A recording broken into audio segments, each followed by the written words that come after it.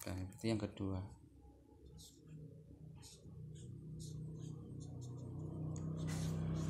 Jenis tumbukan.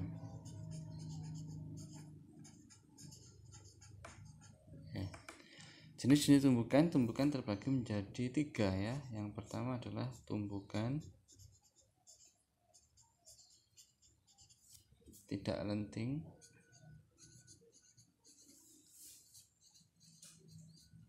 atau boleh dikatakan tidak elastis. Oke, sama ya. Tumbukan tidak lenting atau tidak elastis ditandai dengan nilai koefisien restitusi. Koefisien restitusi adalah nilai keelastisan suatu benda. Jadi nilai mantulnya itu sempurna atau tidak tergantung dengan nilai koefisien restitusi E-nya ini. Karena di sini tidak lenting sama sekali, tidak ada pantulan sama sekali, maka di sini adalah nilainya 0. Nah, ini ditandai dengan apa? Ditandai ketika bertumbukan. Setelah bertumbukan nanti dia akan berjalan bersama. Jadi setelah bertumbukan, setelah bertemu, mereka berjalan bersama. Kayak kamu sama siapa enggak tahu. Mereka akan bertumbukan, setelah bertumbukan akan berjalan bersama, sehingga nanti V1 aksen harus sama dengan V2 aksen. Jadi V aksen saja. Ini ciri-ciri dari tumbukan tidak lenting atau tidak elastis. Kemudian ada yang namanya tumbukan sebagian. Tumbukan lenting sebagian. Atau boleh dikatakan juga sebagai lenting sedikit elastis. Tumbukan sedikit elastis. Jadi setelah bertumbukan ya ada pantulan, tapi pantulannya mungkin hanya sedikit. Tapi tahu lenting sebagian itu biasanya ya juga harus dihitung. Tapi biasanya dicirikan dengan setelah bertumbukan, tumbukannya hanya sedikit sekali, tidak mental yang begitu sempurna ya. Dimana nilai koefisien E-nya nanti adalah lebih dari 0, harus lebih dari 0, tapi tidak boleh melebihi dari 1. Jadi ringnya adalah antara 0 sampai 1 koefisien restitusi E-nya. Sedangkan yang terakhir C-nya adalah tumbukan lenting sempurna. Lenting sempurna. Di mana di sini karena lentingnya sempurna berarti pantulannya sempurna sekali, di E-nya adalah sama dengan 1. Berarti tidak ada yang dihilangkan, tidak ada energi yang dihilangkan. Jadi pantulannya itu benar-benar pantulan yang sempurna ya. Di dunia ini tidak ada yang sempurna ya, kecuali Tuhan yang Maha Esa. Dimana E-nya di sini adalah 1 untuk tumbukan ya. Intermezzo tadi ya. Ini sama dengan 1. Kalau di sini akan menghasilkan atau bekerja di sini adalah hukum kekekalan momentum masuk, hukum kekekalan energi juga masuk. Kalau yang lainnya nanti hanya adalah hukum tentang kekekalan momentum saja di A dan B, tapi di C nanti akan timbul yang namanya hukum kekekalan momentum. E-nya itu nilainya berapa? Oke. Kalau untuk tumbukan ketika ada 2 buah benda yang saling bertemu, V1 V2, nanti kalau ada soal yang seperti ini, tumbukannya seperti ini, maka E-nya nanti kamu harus bisa hitung. E-nya dihitung ya. Jadi E-nya minus V2 aksen min V1 aksen per V2 min V1. Atau kamu juga boleh pakai E-nya itu sama dengan minus V1 aksen min V2 aksen per V1 min V2.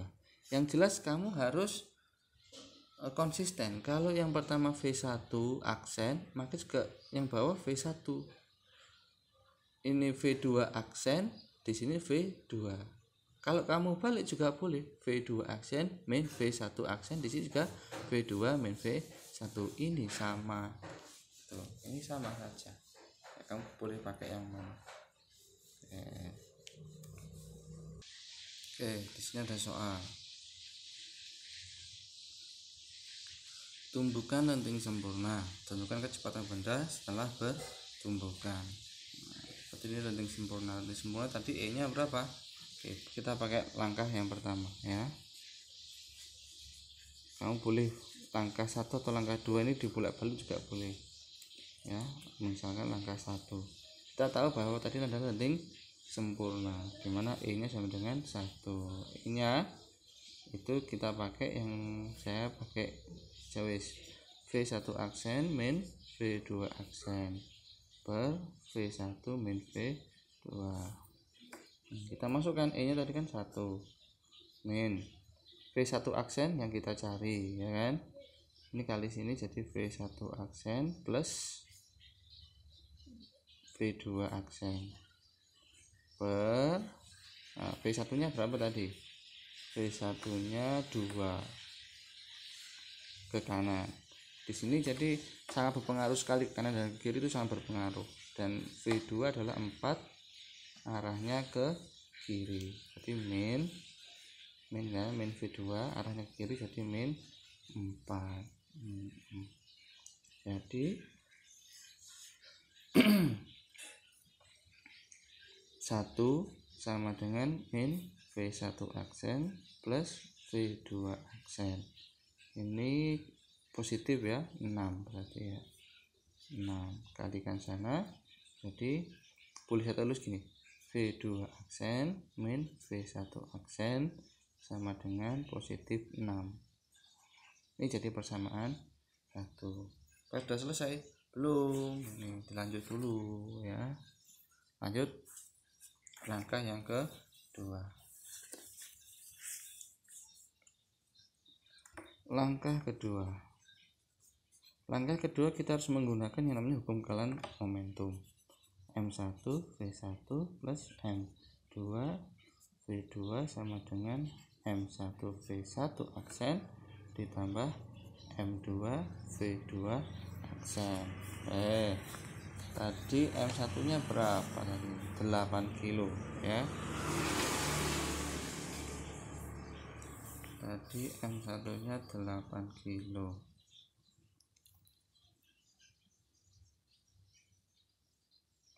8 kilo, kecepatannya adalah 2 plus 4 kilo, kecepatannya adalah ke kiri min 4 sama dengan 8 V1 aksen plus 4 V2 aksen.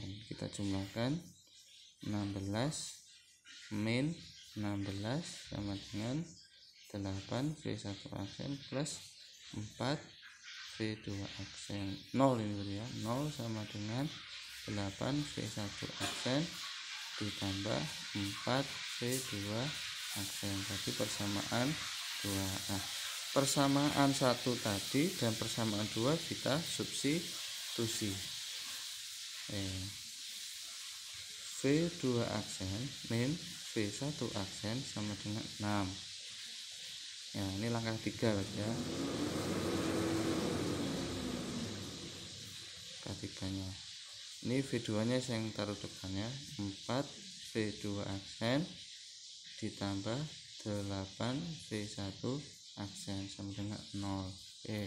Saya mau menghilangkan V2 nya saja, berarti sini kali 4, sini kali 1, berarti menjadi 4 V2 aksen min 4 V1 aksen sama dengan 24.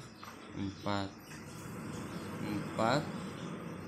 V2 aksen plus 8 V1 aksen sama dengan 0. Nah, ini baru bisa dipecahkan. Min habis min berapa ini? min 12. V1 aksen sama dengan 24, sehingga V1 aksen sama dengan min 24 dibagi 12 sama dengan min 2 meter per sekon. Artinya minus di sini adalah, jadi setelah bertumbukan nanti benda satu itu gerakannya adalah ke kiri dengan kecepatan 2 meter per sekon. Kalau benda 2 kemungkinan ke kanan, nanti akan menghasilkan nilai yang positif. Kita coba saja, kita ambil salah satu dari sini, misalkan yang ini, yang mana? Yang ini boleh ya, kita ambil yang ini ya. 4 V2 aksen ditambah 8 V1 aksen sama dengan 0. 4 V2 aksen ditambah 8 V1 aksennya kita tahu min 2 sama dengan 0. 4 V2 aksen ditambah min 16, ya kan, sama dengan 0. Pindah ruas jadi positif, ya kan. 4 V2 aksen sama dengan 16. V2 aksen sama dengan 16 bagi 4 sama dengan 4 meter per sekon. Artinya apa? Benda satunya ke kiri 2 meter per sekon, di sini positif 4, benda kedua bergerak kanan dengan kecepatan 4 meter per sekon. Oke, itu tentang tumbukan. Oh, sebenarnya ada satu lagi ya, nanti kamu pahami ya. Saya lanjut dulu tentang koefisien restitusi tadi ya. Tumbukan kalau ada benda mantul-mantul, misalkan gini, benda dijatuhkan, dia akan menumbuk lantai, dia akan memantul ya. Kalau pantulannya dia sempurna, maka dia kembali ke posisi semula. Tapi kalau dia tidak sempurna atau lenting sebagian, maka nanti ada penurunan, mungkin dari sini, terus sini misalkan. Jadi benda dijatuhkan terus mantul, ketinggiannya sampai sini, jatuh lagi, mantul lagi. Misalkan di sini adalah H1, ini H2, ini H3, maka kita bisa menggunakan rumus E, restitusinya E akar dari H2 per H1, atau akar dari seterusnya nanti ini H3 per H2, urut. Jadi kalau mau tahu selanjutnya berarti H4 per H berapa? 3 ya, urutan berurutan ya, dan seterusnya gitu.